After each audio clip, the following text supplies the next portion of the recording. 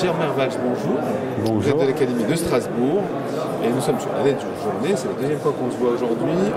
Vous êtes enseignant de lettres et nous allons parler d'un sujet qui remonte souvent dans l'Académie de Strasbourg. Puisqu'en fait, il y a une grosse utilisation de Moodle et donc vous vous posez la question de pourquoi j'utilise Moodle.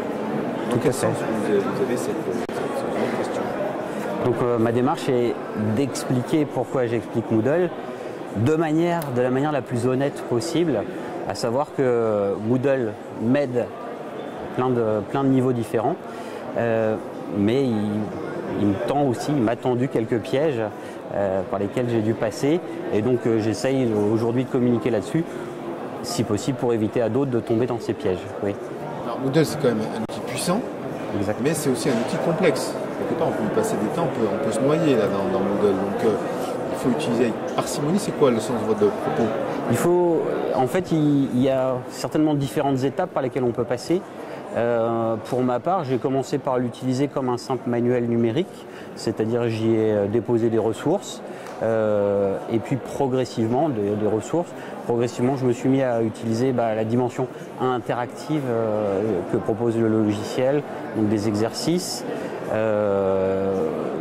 de plus en plus complexes et évolués, jusqu'à arriver à cet outil que je trouve génial, qui est l'atelier, dans lequel en fait les élèves sont amenés à s'évaluer et à prendre ma place de professeur finalement, et s'évaluer entre eux.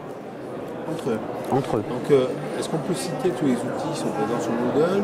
Il y en a une grande liste. Non, il y en a une trop grande liste pour que... Donc en fait, votre résumé après une expérience, vous utilisez Moodle depuis quand même quelques temps, je suppose? Pas tant que ça en fait. Oui. J'ai des collègues qui sont dans une démarche bien plus avancée que moi, où en fait ils laissent les élèves en autonomie totale. Hein. Ils ont trouvé le moyen d'utiliser Moodle pour faire que l'élève soit autonome. Hein. Et pour ma part, c'est essentiellement un travail complémentaire. Ce que j'essaye de faire, c'est simplement de me donner le moins de pièges possible, justement, de tendre le moins de pièges possible et d'aller doucement.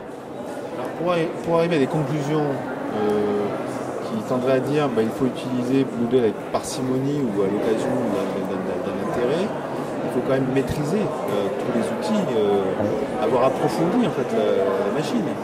Exactement, et même quand on les maîtrise, il y aura toujours un paramètre caché très très loin qui va nous poser problème. Je pense là à une expérience, j'avais garanti à mes élèves que les copies qu'ils rendraient seraient anonymées, et ça n'était pas le cas. Heureusement, j'ai chargé un élève de me prévenir si tout ne se passait pas comme il fallait.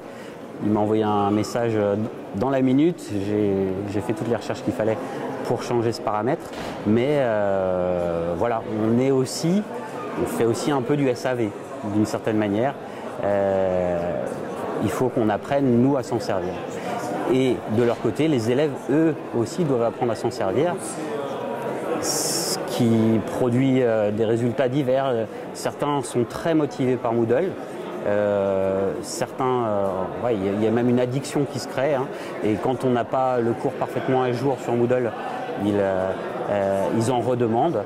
D'autres, en revanche, sont plus réticents parce qu'ils y voient une machine très très rigide, et j'ai vu certains élèves en colère parce qu'elle ne les avait pas laissés rendre leurs devoirs une minute après l'heure prévue, ou des choses comme ça.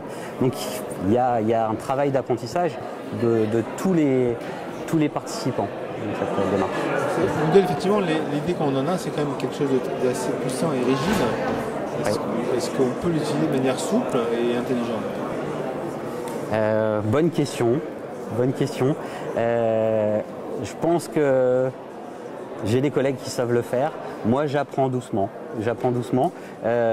Voilà, parfois en classe, on se retrouve à bloquer, et c'est vrai que les élèves se rendent compte qu'on est mis en difficulté.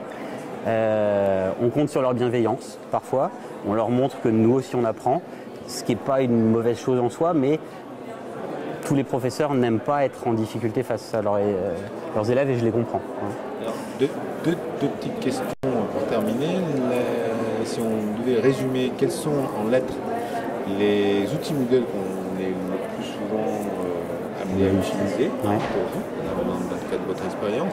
Et la dernière question serait quelle est la synthèse, quelle est la conclusion qu'on pourrait apporter sur Moodle? En lettres, il y a cet outil, le wiki, qui est particulièrement puissant, c'est Wikipédia, rien de plus, qui nous permet en fait d'augmenter progressivement le contenu d'un cours et de le faire de manière parallèle sur plein de questions différentes. Ça permet aux élèves de partager aussi entre eux des fiches de révision. Enfin, on peut faire énormément de choses avec Moodle. Malgré tout, la conclusion de mon expérience, c'est qu'en fait Moodle est pour moi plus une occasion de faire changer ma pratique qu'une solution. Et je me rends compte qu'il me force, il me pousse vraiment parfois dans les derniers retranchements, il me force à enseigner différemment.